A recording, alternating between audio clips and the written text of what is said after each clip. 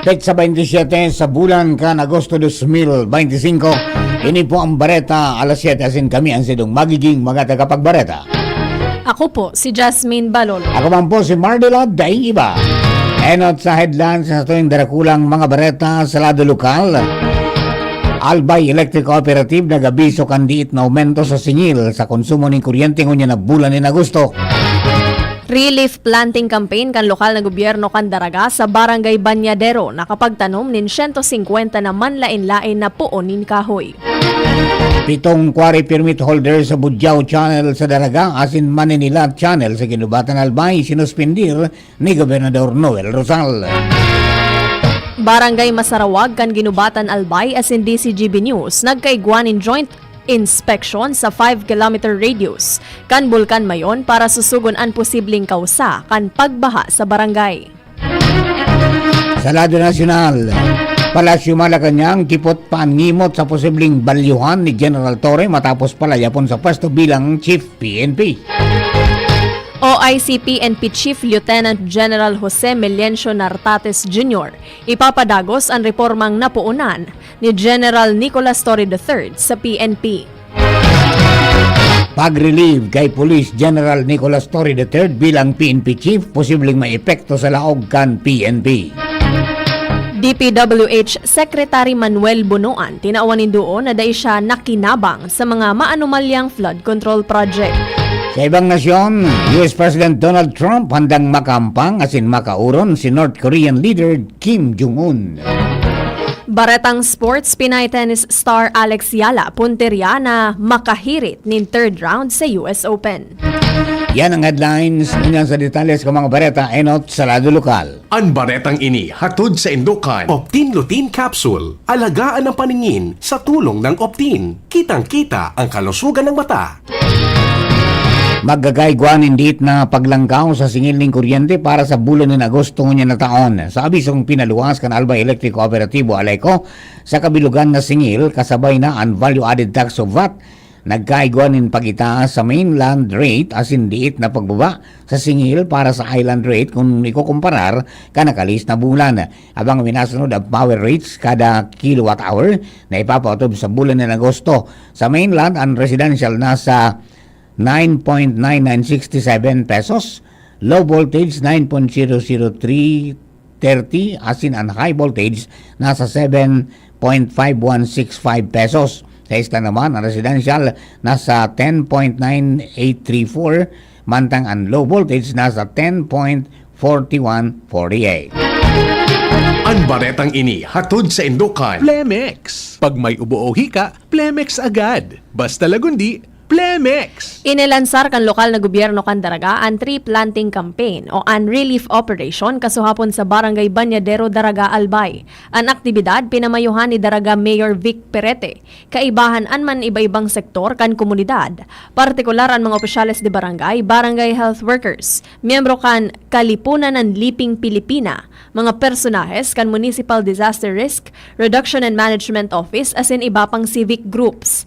Katakod kaini matrayumpong na itanom ang 150 puonin kahoy harani sa water reservoir na pigmamanihar kan prime water sa nasabing barangay. Sa entrevista kan DCGB News kay Perete, tinaawan doon kaini ang importansya kan environmental preservation kung saan inihiras niyaman ang plano nagibuho na inisyatibo bulan-bulan kasabay kan pag-inganyar sa mga barangay sa munisipalidad na partisiparan ang mga gigibuhon na planting drives. Ang baretang ini hatod sa Indukan. Liver Aid Silimarine Capsule. Ang good drinks at good food, perfect combo. Isama pa ang Liver Aid. It's liver lover, boys! Suspendido ang 7 permit holders sa Budyaw Channel sa Daraga asin Manila Channel sa Ginubatan Albay kasunod kan direktiba ni Gobernador Noel Rosal.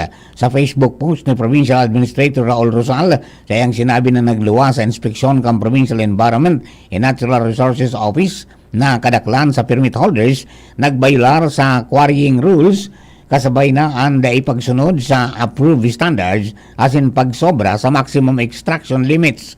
Pero kini nakuha naman ka mga permit holders and full amount kan baybay as in o full volume kan baybay as in graba susog sa permiso na nagresulta man sa pagtatapos kan permission to operate. Katakod kini pinagmundo o kaya ipinagmando sa gabos na quarry operators na magsumitin ng final compliance report sa sinsunodon ang rehabilitation measures sa nasabing mga quarry sites. Ang baretang ini hatod sa Indokan Mega One. Ang Mega One ay may 21 sangkap para matulungan ka sa iba't ibang karamdaman tulad ng diabetes, high blood, stroke, arthritis, kidney failure, cancer, viruses, at iba pa. Tumawag kay Doc Joy Bitito sa 0998-975-8121 or 0917-853-8933. Nagkaigwan in joint inspection ang Barangay Masarawag, Ginubatan, Albay as in DCGB News sa 5-kilometer radius kan Bulkan Mayon. Sigon kay punong barangay Vicente Baliat, katuyuhan kan inspeksyon na madeterminar ang posibleng mga rason sa padagos na pagbaha, partikular sa puro 4, 5, 6 as in 8 ka nasabing barangay. Nadiskubre sa inspeksyon na may hararom na gali na posibleng iyo ang primary source kan pagbaha kada bes makusugan pag-uuran. Pero kaini may mga kakahuyan man na nagbaragsak as in debris na nakablock sa waterways. Sango niya nagpapadagos sa nispersos kan barangay na masolusyonan ang problema sa pagbaha.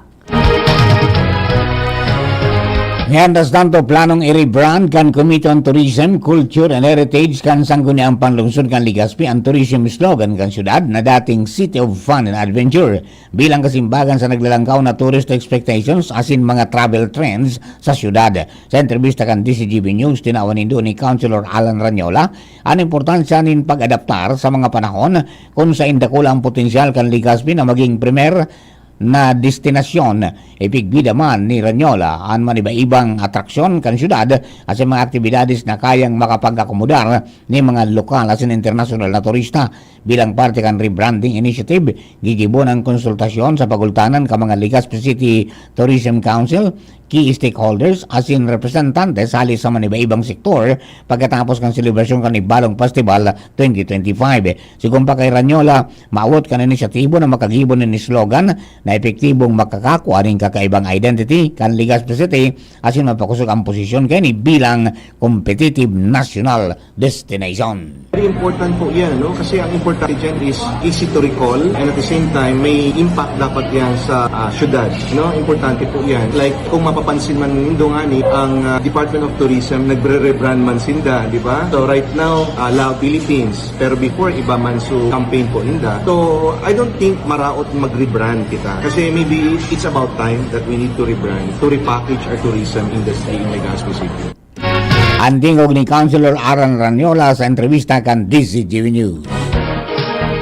Nagpaluwas nin abiso sa publiko si Tabaco City Executive Secretary Kirby Bragais. May kinaaraman sa naglalakop na Facebook o fake Facebook account ni Tabaco City Mayor Ray Bragais gamit ang pangaran sin litrato kan alkalde para makapangloko. Ang bogus account may pangaran na Mayor Ray Bragais Fan.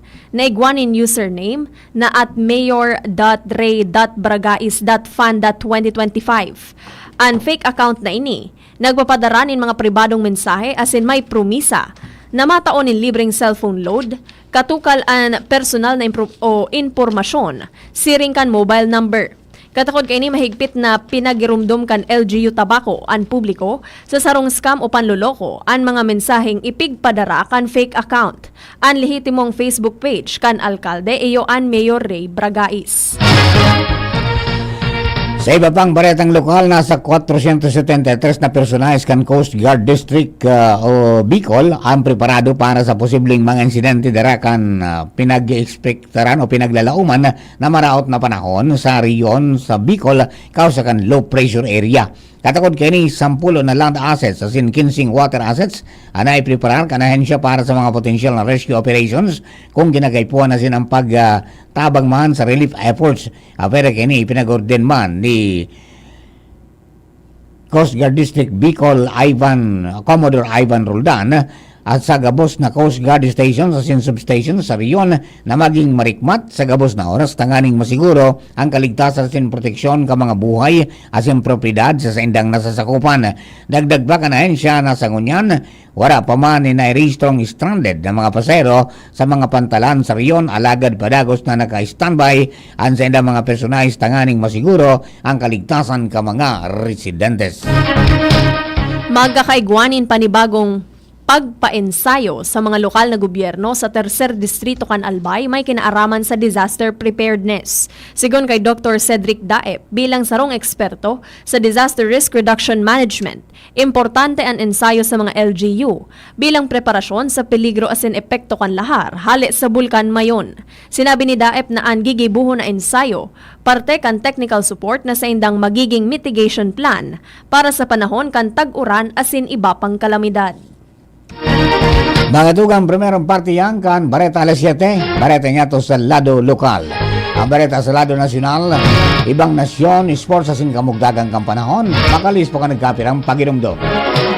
At ngayon, ang pinakabago, ang pinaka-epektibong food supplement na mabusising ginawa sa Amerika at matapos at 3 taon, aprobado na ng FDA. Mega One, ang evolusyonaryong produkto na nagtataglay ng 21 natural na mga komposisyon na nakatutulong upang palakasin ang immune system at ang ating kalusugan. Para sa karagdagang impormasyon, Maaaring pumunta kay Doc Joey Bitito sa Barangay 18, Cabangan West, Legazpi City, kaharap lang ng Bangko Sentral ng Pilipinas. O tumawag sa 0998-975-8121 or 0917-853-8933 para sa free consultation sa natural medicine. bisitahin din ang aming Facebook pages, Mega One-Superfood at NHC Bayanihan Official. Mega One, evolusyon para sa kalusugan. Pre, makinig ka muna. Payong kaibigan lang ha.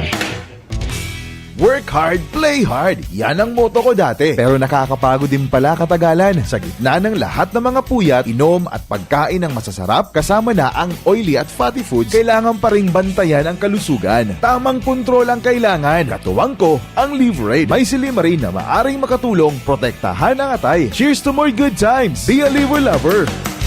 Mahalagang paalala, ang Liverade ay hindi gamot at hindi dapat gamitin paggamot sa anumang uri ng sakit. Ang good drinks at good food, perfect combo. Isama pa ang Liverade para sa kalusugan ng atay. Mabibili sa mga leading drugstores nationwide. Piolo Pascual po. Sa ubo at hika, may Plemex Forte Syrup and bottles. Pero para sa ginhawang kailangan agad, may Plemex Forte Capsule and Blister Pack. Madaling bitbitin, kayang ibulsa. Gawa sa natural na lagundi na tumutunaw at nagpapalabas ng plema. Convenient na, ginhawa pa. Plemex Forte Lagundi in Capsule. Basta Lagundi, Plemex. Easy! Vitex Segundo L is the generic name of Plemex Forte. If symptoms persist, consult your doctor. Ladies and gentlemen, welcome aboard Delta Airlines. Are you curious how you could study, work, and live in Australia? Hayahay Travel and Tours is an expert affiliate of the Oz-Pacific Group Migration Agency based in Sydney, Australia.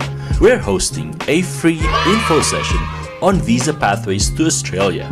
Get the chance to meet guests from Australian colleges and learn about the student visa and skilled migration process. Join the info session on August 30 at 10 o'clock in the morning on the 3rd floor of the Chancery, Magsaysay Street, Sorsogon City. And another info session on August 31 at 10 o'clock in the morning at the Event Center of SM City, Legazpi. So what you waiting for? Register now by visiting the Facebook page of Hayahay Travel and Tours. For more information, contact Gina Almaheda Corcuera at 0922-800-9310. DCGB Bareta alas 7. Bareta alas 7. Sa Bareta niya to sa lado nasyonal, kipot pa manggirara ang ngimot kan Malacanang may kinaraman sa magiging plano ni Presidente Ferdinand Marcos Jr. para kay dating Philippine National Police o PNP Chief General Nicolas Torre III matapos na sa iyang pagkakasipa sa pwesto. Maski nga ninaunambitan ni Department of the Interior and Local Government o DILG Secretary John Vic Remulla na pigkakonsiderar ni Presidente Ferdinand Marcos Jr. na tawan nin bagong posisyon si Torre. Wala pa man giraray na pigluluwas na detalye kung sa inaahensya siya ay didestino. Kaibanan sa mga naglataw na espekulasyon, ang pagbaldo ni Torres sa National Bureau of Investigation o NBI, kasalida ka nag-resign na NBI chief na si Jaime Santiago. Pero base sa Republic Act number 10867 o NBI Reorganization and Modernization Act, para maging kwalipikado bilang NBI Director, dapat natural-born Filipino, miyembro kan Philippine Bar, as in may daimababa sa 15 taon na practice sa law. Sa kunyan, warang public record na nagpapailing na abogado si Torre o may law degree siya, kaya kung pagbabasyan ang RA 10867, malabogan sa iyang pagtukaw bilang pamayo kan NBI. Midbid si Torre bilang primerong alumnus kan Philippine National Police Academy o PNPA na naging PNP chief, as in bago ang sa iyang pagkadesignar sa pinakalangkaw na posisyon. Nagserbi man siyang CIDG Director as in Regional Director kan PRO 11 o Davao Region kan taon 2024. Padagos ang implementasyon kan 5-minute response time kan Philippine National Police o PNP sa anuman na emergency. Ini ang sinabi ni Officer in Charge o OIC PNP Chief Lieutenant General Melencio Nartates Jr. matapos na idesignar bilang bagong pamayo kan PNP. Matapos masikadan sa pwesto si PNP Chief Police General Nicolas Torre III. Sigon kay Nartates, ipagpapadagos niya ang mga reformang napuunana ni General Torre sa PNP. Sinabi niyang parte ini kan managed police operations na nakasentro sa proactive as in reactive policing. Si Nartates hali sa Philippine Military Academy Class of 1992 as in nagserbi bilang top 2 man o PNP Deputy Chief for Administration bago siya ibalyo ni Torre bilang hepe kan Area Police Command Western Mindanao kan Agosto 6, 2025. Posibleng makaapekto sa daog kan Philippine National Police o PNP ang pagkakasipa kay Police General Nicolas Torre III bilang PNP Chief, sigong kay Police General o kaya sigong kay Senate President Chis Escudero na ikinabigla niya ang biglang pag-relieve kay Torre sa pwesto asin wala siyang kinaraman o naaraman na rason kang pagkakasipa digdi sa pwesto. Maski kumpiyansa sa Escudero na dai makakaapekto sa peace and order ka nasyon ang pag-relieve kay Torre, posible man ining makaapekto administratively dahil bako 4-star general ang matukaw na bagong hepe kang PNP. Inot ang sinabi ni Senador Ronald Bato de la Rosa na floating status kunyan sa opisina kang PNP chief si Torre dahil na-relieve man sa naini sa pwesto asin bako sa pagiging 4-star general. Naglalao man si Escudero na dahil maapektaran ang moral kan kapulisan sa nangyari dahil sa huri nagsiserbisinda susog sa kagustuhan kan presidente.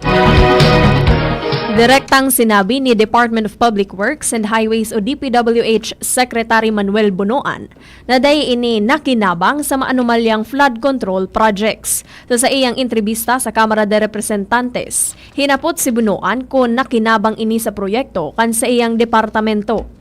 Sinabi niya na absolutely sa iyang lado, dai niya pigtotolerar ang siring na klase nin attitude kung kaya masaangat siya nin mga kaso kontra sa si Isay man na imbuelto sa ghost projects na nabuting kaya ni PBBM. Kanhapoton kung si Isay ang nagbabantay sa mga flood control project, sinabi ni Bunoan na nasa lindong ini kan poder kan district officer o district offices na nag-implementar kan nasabing proyekto.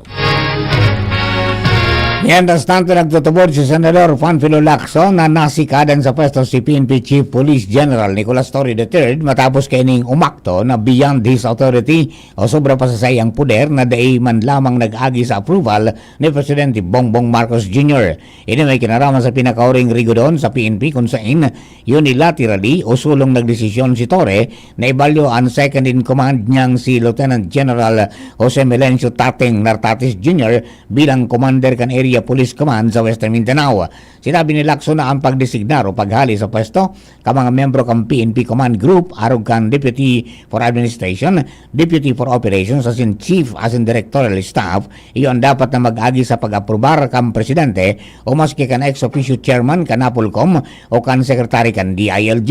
Siring man ang pagkakasipa kay Torre sa pwesto sole prerogative kan Presidente. Ang importante para kay Lacson, iyo magkay ko ni marhay na pagsalida asin pagbalyo ning command asin authority tanganing day maapektaran ang misyon kan PNP na mantiniron ang katrangkilon asin karahayan asin man ang trabahong to serve and protect kan PNP na mantiniron ang pasiorden asin ang trabaho na to serve and protect sa mga namamanuan.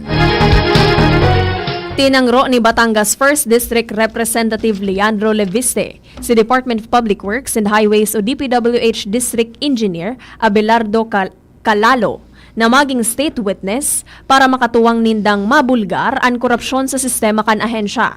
Sa ngunyan, wala pang kasimbagan si kalalo. Nagtutubod ang kongresista na may mas darakulang personalidad na mas magabat ang nagibong kasalan kaysa sa district engineer. Kasuhapon, Agosto 26, nagsaangat na ng reklamo si Leviste kontra kay Kalalo sa Office of the Batangas Provincial Prosecutor dahil sa direktang panunuhol sa iya tanganing pugulan ang pigigibong investigasyon sa maanumalyang flood control project sa iyang distrito. Para po sa tuyang mga bereta sa ibang nasyon na sinsalado ng Karawati Sports, kuya po si Nicole Ann Gloriani sa detalye. Good morning, Nicole. Good morning, Sir Mar. Good morning sa mga paraantabay. Naging mainit ang pagresibi ni US President Donald Trump kay South Korean President Lee Jae-myung na nagbisita sa White House. Tinukar kan duwang leader ang pagpapakusog kan relasyon kan US as in South Korea. Hinagad man kan South Korean President kay Trump, nakahurunon si North Korean President Kim Jong-un dahil lang nagtutubod si Lee na si Trump sanaan makakapagresolber kan sintikan ninda kan North Korea. Ini dahil matapos magtukaw ni Lee kan Hulyo, nagmatagas man ang tugang na babae ni Kim Jong-un na si Kim Jo-yong para makapaghuron ang duwang lider. Sa lado kan Karawato Sports, puntirya ni Alex Ayala na sa giraray gumibunin kasaysayan sa pagsabak ni sa second round kan US Open Women's Singles sa USTA Billie Jean King National Tennis Center sa New York. Target kan 20 anyos na Pinay netter na makatukdol nin ticket sa masunod na round sa paghampang kay Cristina Bucsa kan Spain. Nakatalan ang laban ni Ayala asin Bucsa ngunya na aldaw. Endot na nakalawag si Ayala sa second round kan pamarangkalon niya si world number 14 Clara Tauson kan Denmark sa opening round sa score na 6-3, 2-6, 7-6. Mantang naikamadaman ni Bucsa ang pakikipaglaban kay Ayala matapos palhodon si American Claire Yu sa score na 6-2, 6-1 sa separating first round match. Ininaan ni kaduwang pagkakataon na maglalaban si Ayala asin Bucsa. Enot na naglaban si Ayala asin Bucsa kan 2021 sa W25 Grenoble sa France kung saan nanggana ang Pinay bet sa score na 2-6, 6-3, 7-5. Sa giraray na iluluwas na Ayala ang bilog na persa kaini. Tangaling makalaog sa third round ang primerong Pinay netter na makakaabot sa nasabing estado sa Sarong Grand Slam event. Piglalauman narurusuon in Pinoy fans ang laban ni Ayala na dakulang tabang tanganing mas lalo pang maitaas ang kumpiyansa kaini sa laban. Iyan ang detalyes kan bareta sa lado kan ibang nasyon as in sports. Ako po si Nicole Ann Gloriani. Thank you, Nicole. Para po sa kamugdagang kampanahon, uyaman ang Regional Forecasting Center kan pag-asa sa Legazpi, si Sir Jim Bordales. Sir Jim, please come in. Kayo po marahay na aga sa mga paraantabay para sa satuyang weather forecast. So LPA na pigmomonitor ta hindi sa laugan sa tuyang area of responsibility. Kaso bagong alas 3 ng aga na no taranta ang sentro kaini digdi sa bisinidad kan Patnanungan dyan sa probinsya kan Quezon. Mentas tanto may saro pang nabilog na LPA sa Laugman kan sa tuyang area of responsibility. So kasawagong agaman na sentro kan sabing bagong LPA pigkakalkulutang nasa distansyang 200 kilometers west kang Dagupan City tumanman sa probinsya kan Pangasinan. Ining nasa Quezon na LPA habubao na ang tsansa na maging sarong bagyo. Pero itong nasa west kang Dagupan City medyo halangkaw na sa iyang tsansa na maging sarong bagyo habang nagkararayo sa landmass kang Pilipinas. Pero ining nasa Dagupan wala man ining magiging epekto dito sa tuya sa Bicol region. Maging ining LPA sa Quezon nagluluya naman ang sa iyang epekto. Pero sa southwest monsoon o habagat na nakaka-apektar sa Mindanao as in Visayas maging sa Southern Luzon, kaiba na po yan ang Bicol region. Iyo po ang madaraki madampog na kalangitan asin kalat-kalat na mga pagkuran sa maghapon asin daumanta sa masunod na sarot sundong duwang aldaw padagos kitang makaka-experiensya pi siring na panahon. Na duros niya to magiging hali yan sa timog sulnupan na maluya sagkod sa moderato man sana asin na sa tuyang kadagatan digdiman sa Bicol region magiging banayan sundo sa moderato ang pag-ukol. Ang estimated wave height na nasa 0.6 sundong 2.1 meters. Sa tuyang temperatura, digdi manggiraray sa Kabikolan, pinakahababa na sa 24 degrees Celsius, as in pinakahalangkaw, posible sa nang umabot sundong 30 degrees Celsius. So yan lang ang sa tuyang update para sa kamugtakan sa tuyang panahon. Alito digdi sa Pag-asa DOST Legazpi. Jaime Bordales po sa liwat manhay na aga. Thank you very much, Jim. Makatuloy na po ang sa tuyang kabilugan kan Bareta alas 7. Tinipo na si kinalap sa DCGB Newsbase. Sa pagarang ka na katuwang niya sa pagsurot kan mga barenta sa Newsbase, Jenny Machivalyarana, si Nicole Ann Gloriani. Lado Technical, katuwang tapo dyan si Chief Ramir Tanay. Siringman sa DCGB Social Media Department si Jerome Nico Martinez. Para po kabilang ng tropa ka Mega Force Patrol, hello kayo may realista Lola, Mark June Alfonso, Rosemary Mulyasco, Siringman si Arlinos Tunal. Good morning daw po kay Barbara Ginubat. Siringman si Rosalinda Demetrio. At sa kabos po kong tagabantabay sa DCGB News Online Facebook page, DCGB YouTube channel, asin sa DCGB Live app. Siringman sa satuay pong mga radyo 729 kHz. Sabitan ka mga radyo asin sa WGB 106.9 sa Tabaco City. Kami po ang sila mga naging tagapagbareta. Ako po, si Jasmine Baloloy. Ako man po si Mardela Sadit sana pero tian. Thank you for keeping us company. God bless the Philippines. Sabagan na po masunod ang hapot with BP Henry Maceda. Yan ang DCGB Bareta alas 7. Abangan giraray sa aga. Ang hapon, masunod na pagkalipas lang kaini.